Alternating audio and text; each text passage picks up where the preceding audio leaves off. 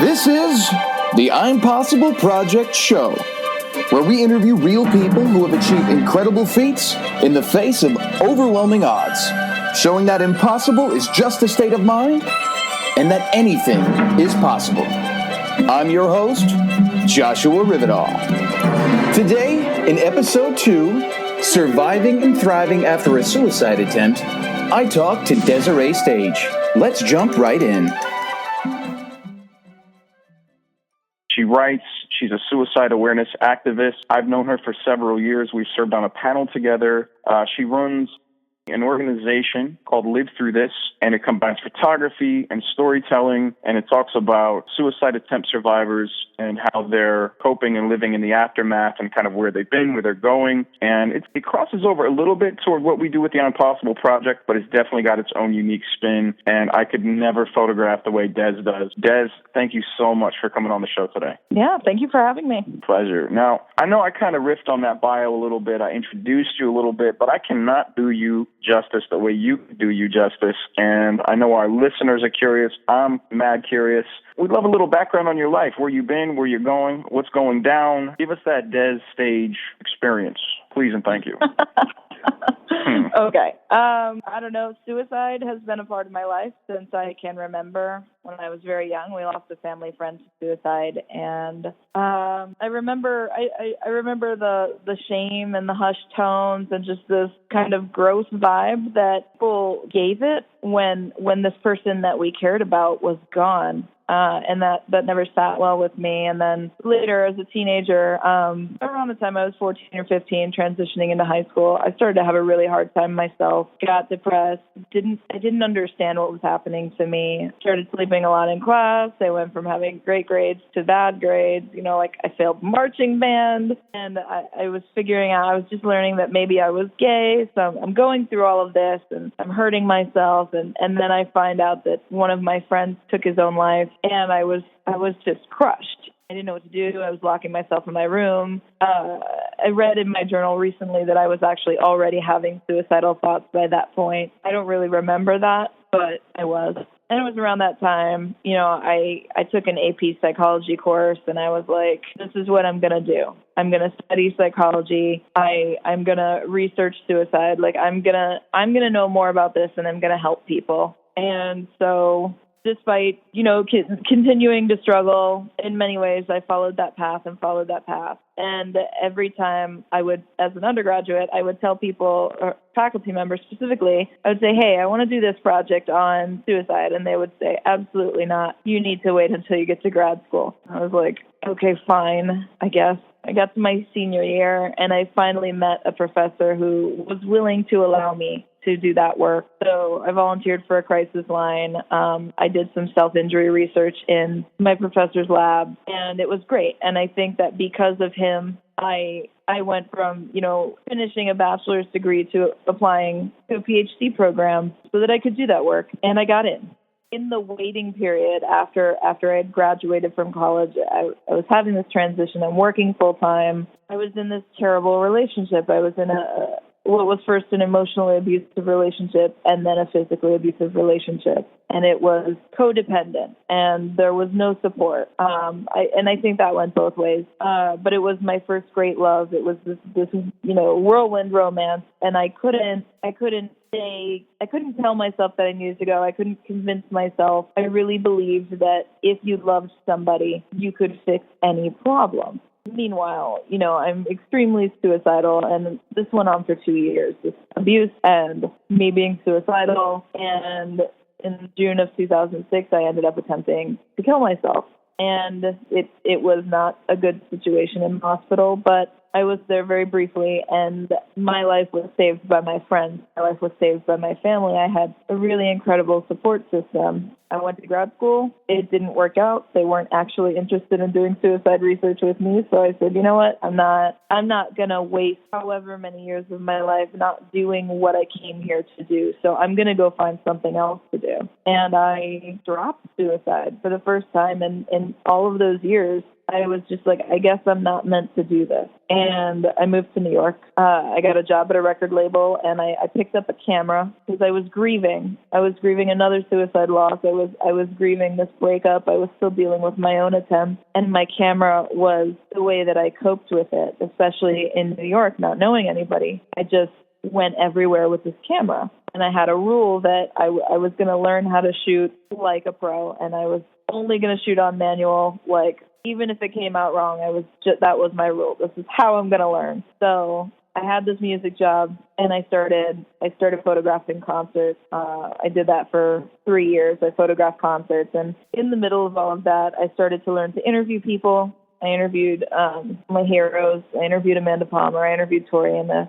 And I did that until I just was at a point where I was not fulfilled, and I started looking around for a personal project, something else I could do, and I immediately returned to this idea of suicide. I was like, all right, well, science didn't work. How can I use art to approach this to change something? And I realized I couldn't find other people like me. There was nobody telling the story of attempting suicide and living. You know, there was a lot out there for the lost survivor part of my identity, but not for the attempt survivor part of my identity. So I was like, okay, I'm going to find these people. I didn't know how, but I was like, I'm going to find these people. I'm going to let them tell me anything they want about their experience with suicide and the aftermath and how they survive and how they struggle and how they cope and, you know, and anything that they wanted to tell me, because we've been erased and marginalized for so long. And afterwards, I wanted to take a portrait, because a lot of times when people tell me these stories, they're telling me for the first time. You know, it's the first time somebody's wanted to listen from front to back what happened to them. And I think when you break down those walls, there's a vulnerability, there's a rawness, there's an honesty there that comes through in those portraits. And it was very important for me to capture that so that I could take these portraits and the stories and put them together and show the world, like, look, we're human. We're all different kinds of people who have struggled with suicide, all different ages, faiths, ethnicities, you know, gender presentations, professions. We could be anybody. And this is why you should care about suicide and preventing it. And that's kind of where we're at now. I've been working on this project for 7 years. I've collected 180 portraits and stories of attempt survivors, including yourself, in 33 cities. You know, like I'm speaking, we're doing research based on the narratives. It's, you know, obviously driven by an attempt survivor, at least one, and it's research created for attempt survivors. It's about post-traumatic growth. Doing research, I'm writing, I'm trying to get the message out there in as many different ways as possible, including working with journalists. I do a lot of teaching journalists about how to cover suicide. So lots of things. My God, Des, there's so much in your story and where you've been and where you're going. And the first couple thoughts that come to mind really is I'm inspired and I'm joyful. And I'm joyful because of you've hit rock bottom and you've rebounded and you've turned something completely on its head. You've turned a really awful situation and string of situations into something incredible to share with the world. And there's really not much more beautiful a thing than a person can do than that. And so I got a couple comments and a couple of thoughts, and then we'll kind of dive back in.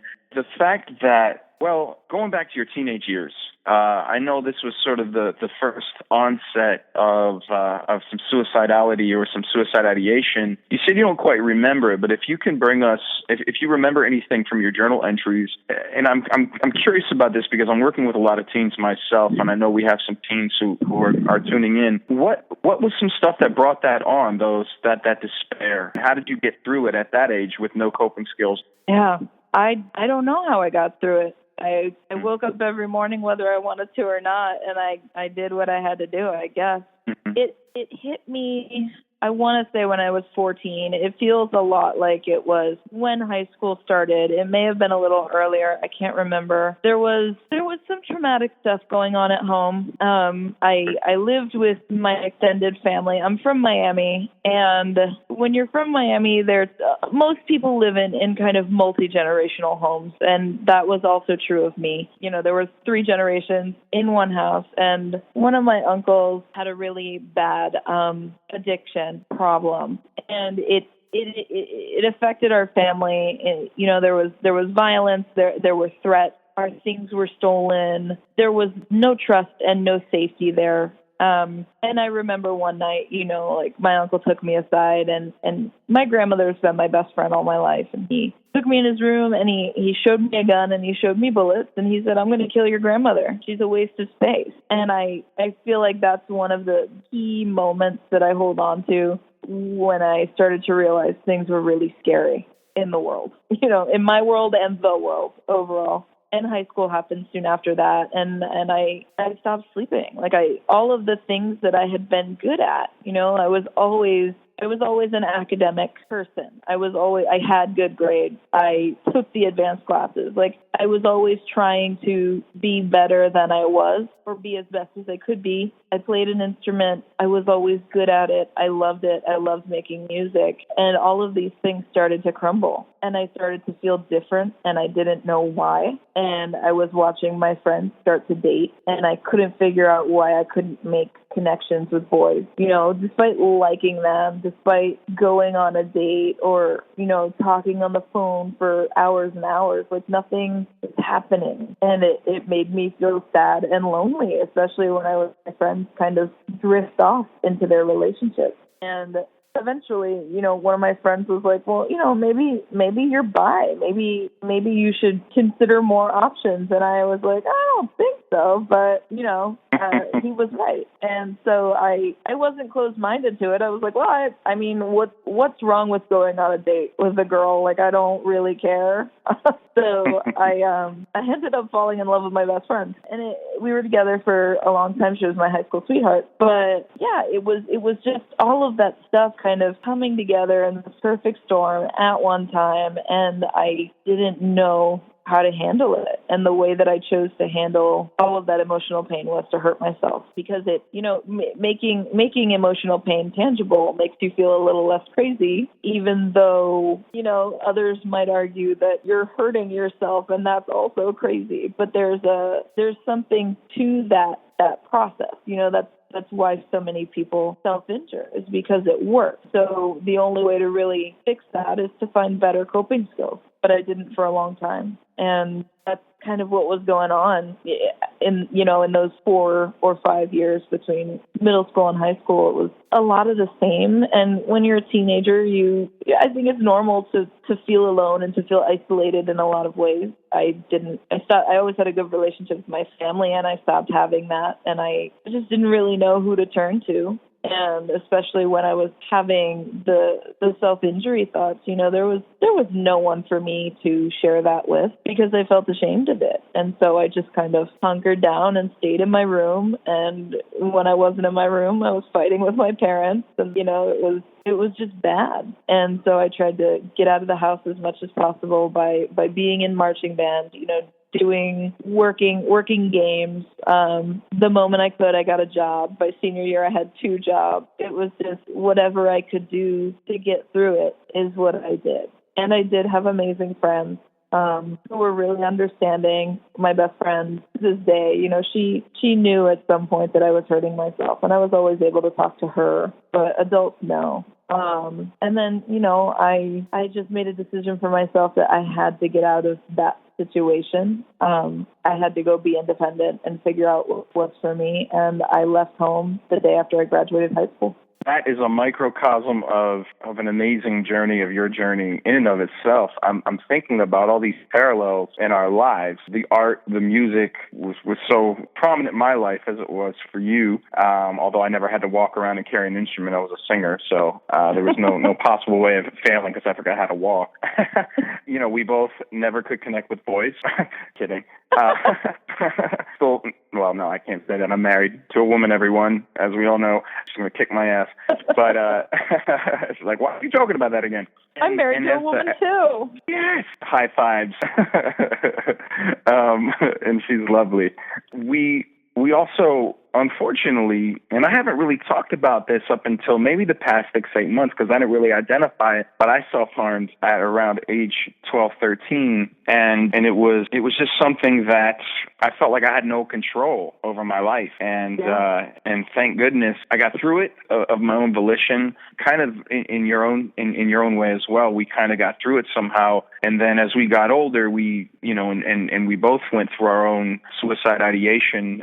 We found better coping skills and we found better things, so we'd never go back to that. And so to any teens out there who are struggling, and I have teens at home myself who I'm raising, and so I want to say that it gets better. There's possibilities and opportunities, and I know it doesn't seem like that. And if you haven't met that support system that Des and I have been talking about, I have mine, Des has hers, and in some senses we cross over. But even if you don't have that, keep searching for it, because if you haven't found it, those people are out there. They're out there, and even if you haven't met them yet, they're out there. And all that change, going back to your story, Des, all that change, as we know, a lot of change all at once can be a catalyst for suicidal thinking, as it was for me at several points in my life prior to age 27. I'm now 33, and as it was for you. So moving forward, I know you've been through all these difficult obstacles and situations, and oh my God, your uncle and all that, and of course that's enough to scare the hell out of anyone. And I don't know how I would have dealt with that. But with your suicide ideation, with saying I'm an attempt survivor, and I've been through all these things. Now, a lot of people would say these are liabilities. You're undateable. We can't hire you because you have this on your record, which is, by the way, illegal, as you know. Not all of our listeners, I think, know that. But a lot of people would say these are liabilities. But you've turned them into assets. You've you figured out a way to turn these on their head. And so I know for a while your life, in the times that you described, for a while these certainly made your life worse, to the point where you felt like your only way to get through this was to die. And I'm so glad you're here, and I'm so thankful for you and your work. But if I may ask this question, having been through those experiences and have gotten out of them alive, how have those experiences changed your life for the better, if at all? The question I ask almost everyone I interview.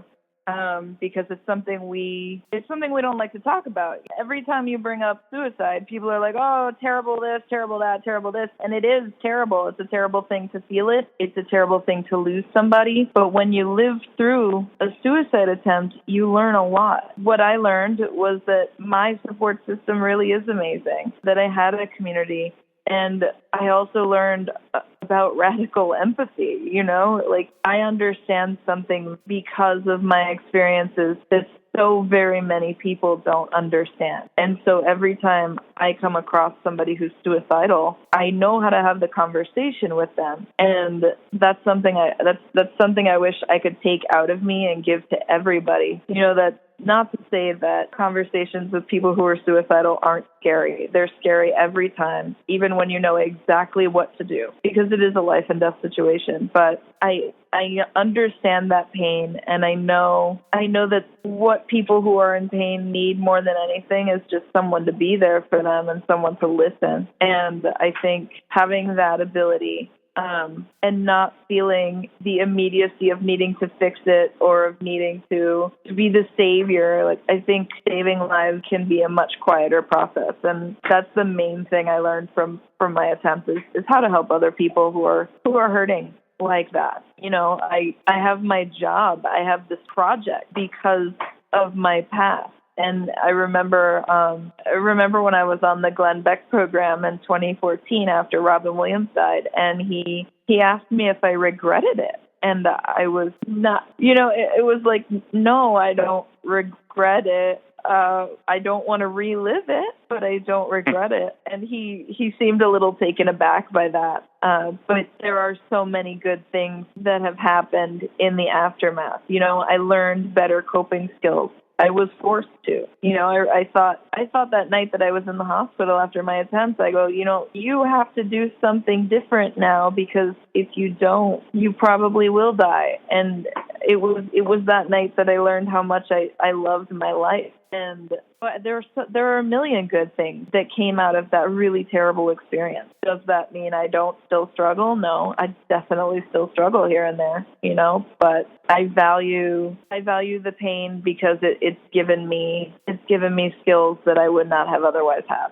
You had to walk through fire to find the good and to find, kind of find the light. I don't know, that sounds a little like hackneyed or cliched, but I guess our greatest wish would be that people find purpose and meaning in the way that we have, but without all the pain associated with what we've been through. And I know there's some folks in the world who I'm starting to become acquainted with and good friends with who are part of our work and our movement without being connected as an attempt survivor or as a survivor of loss.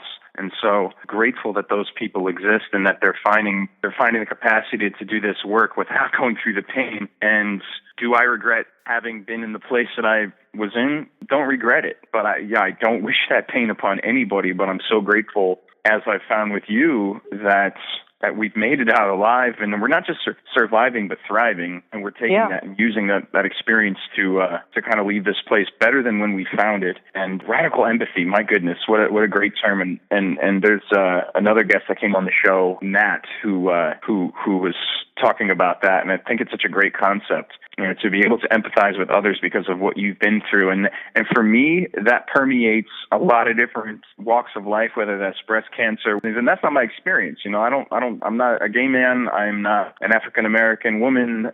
But at least I can say, I don't know what you're going through. I understand what it feels like to be in pain and to be marginalized and to be discriminated against in certain senses. We know that there's discrimination against people who have mental health disorders, conditions, and people who have attempted, who are vocal. So I know what that's like. Absolutely. And so because I know my pain, at least I can say, hey, I'm on your team. We might not be able to solve each other's problems right away, but at least I can support you. There was a movie that came out in the UK some years back, and I'm blanking on a little bit, but basically I believe it's there was like Welsh miners who were on strike, and they were having a really hard time. And at the same time, gay rights was kind of up and coming in the UK. This might have been in the 80s, and the miners started to side with the LGBT community, much to the chagrin of some people in town, but they ended up finding a lot of points of commonality because they were both marginalized, they were both being discriminated against, and they both found unity and strength in one another, and a lot of each other's problems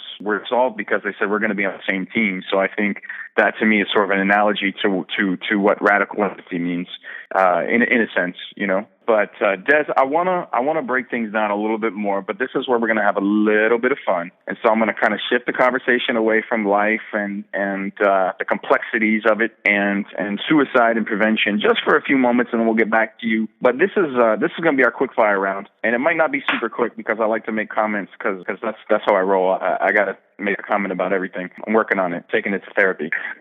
But this is kind of like our Tonight Show interview or Inside the Actor Studio. And so I'm putting you on the hot seat, but it's going to be really chill. And this is just kind of a fun way for our listeners to get to know you a little bit better. And so no right or wrong answers. We're just going to have some fun. So, Des, what is your favorite word?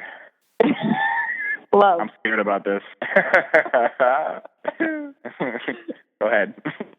Love. Love. Oh, okay. I like that word too. It's a good one. What is your least favorite word? God, I don't know. I don't think I hate any words. I don't know. Let's go with moist because everybody hates moist. Everybody hates moist. That's been like 10 people on this show have said moist, and then a few have said no, a few have said hate. So yeah, I don't actually care about moist. I'm just giving a solidarity vote there. Fair enough. It's kind of a hilarious word to me, and I kind of dislike it, but sometimes it's really fun. I don't know. I've got a twisted thing too. People's reactions to it. Oh yeah, I think we might have to meme the shit out of it, or we might have to we got to do something like some kind of official tally. There's going to be something going on with that word in this show. I haven't figured it out yet, but so far you're definitely on that bandwagon. next one. What do I want to ask? Okay, here we go. If someone made a movie of your life, let's say, I don't know, a Lifetime movie, or let's put it on OWN, so you got some Oprah love. Who would play the title role of Dese'Rae Stage? I have no idea. People used to tell me I look like Christina Ricci, so either her or, I don't know, Ellen Page, because I enjoy her. Ooh. All right, so here we go. I'm going to play casting director for a moment, and I'm going to go with, because Christina Ricci is like a little mainstream, and you're kind of mainstream, but you're kind of like indie. So I'm going to go with Ellen Page on this one, if I may. She's fantastic. There we go. You need to gain a little bit of weight, but other than that, it's fine. Fair enough. You need to match me in chubbiness, but what can you do? I don't know. I don't have an answer for that. But, CGI, things have been done, prosthetics, and maybe it's a loose association with your life. We can add in, Josh the mailman. Maybe I'll get a little supporting role in the movie. We'll see. Yeah. I'll talk to Oprah about it, see if we can get it working. We're on a first name basis too, by the way. All right. So let's see. Oh, I love this one. So who or what is your spirit animal? Oh, my dog, Dolly. What's the name? What's his or her name? Her name's Dolly Parton. Dolly Parton. That's so damn cute. Yep. Does she look like Dolly? No, she's a big Bernese mountain dog, and she's just the happiest person I know. That's amazing. Do you, tease up her hair and put a lot of hairspray in it? You don't do that. No, probably not. That would be kind of mean to the dog. That would be amazing. It would be hilarious. All right, Dolly Parton, the dog. I think that's one of my all-time favorite dog names, Dolly Parton. We live right across the street from Elvis, too. So. Jesus, you were full of surprises. So Elvis and Dolly in the same neighborhood. Could be a lot of trouble. All right, I think this is going to be my last one on the quick fire round. So, Des, if heaven exists, what would you like to hear God say to you as you enter or as you get kicked out? I think I would like to enter and stay if it exists, and I think I would be like, "What up, bitch?" I like that. I want to be there for that. I hope I am. Be like, and you know what? I think if heaven exists, God would be super chill, and he'd be like, "I got one of my bitches here." I think they'd be really chill. You just, I don't know, have that love. So I want to be there for that. Like we predicted this moment on my podcast. Remember that, God? Yeah. So there we go. So that's the end of our quick fire round. Des, what does the future hold for you? Like the next 6 months to a year, your personal vision, work, life, business, family, whatever you want to share with us. What's going down in your world? What's in the next year? Oh, God, that's a hard one. Crystal ball moment.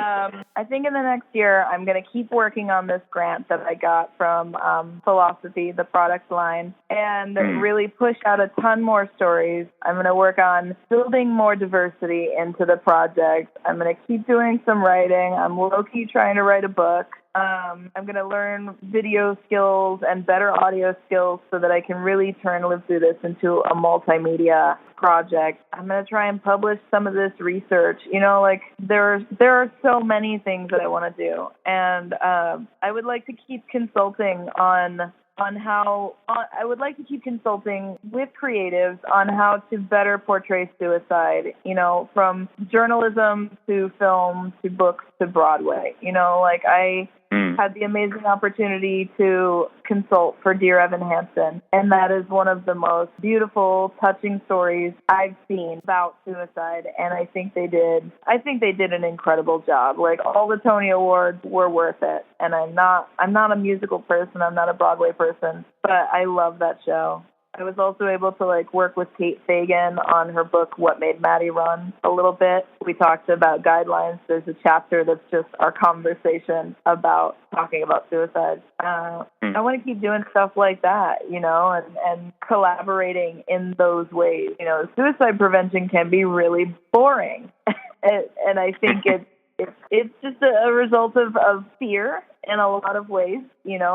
A lot of people who are working in suicide prevention are doing it because they lost somebody. And that is a justifiable fear. Like, losing somebody you love to suicide is one of the most terrible things in the world. But we need to take that fear and, turn it into something different, because we're trying to engage people in suicide prevention. And so that means we need to have better branding. That means we need to have better messaging. We need to do a little more than research, and we need to be able to interpret that research for the lay person. We've got to do educating and outreach. And so I'm really interested in finding innovative ways to do that. So basically, I don't plan on ever sleeping again, I guess. I think you need like 8 assistants, yo. I'm so glad you said that too, because that's like my thing, or like not my thing, but like that's like a thought process that kind of permeates my brain on the daily. Like, we need to have better messaging in this field. We need to stop making it so ho-hum and dark and drab, although it's a dark and drab topic and kind of boring at times. Like, for me, like, I had some humor to the situation, and you do in your own way, and you're throwing a photography component on it, and you're doing this consulting, and I do what I do, and you do what you do, and I think like we're kind of doing what we want to see done and changing things in a way that need to be changed. So I think in a sense, and I don't mind, this isn't really a pat on the back moment for me or for you. It's just like, this is what has to be done. But we're kind of early adopters of that idea, because the marketing and the branding and the messaging in our field sucks many big ones. And so it needs to change. And so I'm so glad that you've got that thought process on the brain. And man, with that book and the multimedia and anything, we connect offline. If there's anything I could throw your way and help you out. And same thing with our listeners. If you know of anything, if you got something going on, we'll get you in touch with Des in a little bit. But always happy to help and collaborate and do whatever it takes, because we're in this together. And there's no king of any hill in this field. We're on this together. We're all cogs on the wheel. We need to support each other as best as possible. So whatever I can do to help, Des, I got your back time anywhere, any place. So yeah. And so to that note, if people want to get in touch with you, if they want to holler at you about your work, maybe submit themselves for a session or submit their story as an attempt survivor, whatever that the case may be, what's the best way that they can learn about you, get in touch, and all that good stuff? The best way to learn about the project is to go to the website, which is at livethroughthis.org. Spell all the words out. And you'll be able to see the stories. You'll be able to see how to get in contact with me. I am mostly not collecting stories for 2017, but at 2018, I'll be back at it. So, send me your information, and I will make sure that I have it for when I travel. And, usually the way I schedule is, if I'm going somewhere, I'll find people who are there in my database, and I'll reach out. And if everyone wants to meet up, then we meet up and we do the thing. So the website, I'm on Facebook. You can search for Live Through This on there. LTT Photo on Twitter, or Dese'Rae Stage on Twitter. God, I'm on Tumblr too. I'm everywhere. Wow. I didn't know people were still on Tumblr, but I guess that's still happening. Well, Des, man, I'm so happy that you came on the show today. I'm so grateful. I'm so grateful for you and your work. And folks, check out livethroughthis.org. Check out Des. Give her a hand. Help her out. Be an assistant. I don't know, whatever it is. Get in touch. She's got some great stuff going on. Love the work you're doing, Des. So thank you one more time. Thank you for having me. You've been listening to the I'm Possible Project Show with Josh Rivedal and guest Dese'Rae Stage. I love sharing stories and how to turn impossible into I'm possible. If you want more inspirational stories, our second and third books are in pre-order right now. Changing Minds, Breaking Stigma, Achieving the Impossible, as well as Lemonade Stand. Both contain powerful stories of overcoming tremendous odds. When life gives you lemons, squeeze, add sugar, and pick up a copy of The I'm Possible Project. www.IamPossibleProject.com/pre-order. Thank you so much for tuning in. You're more than a community.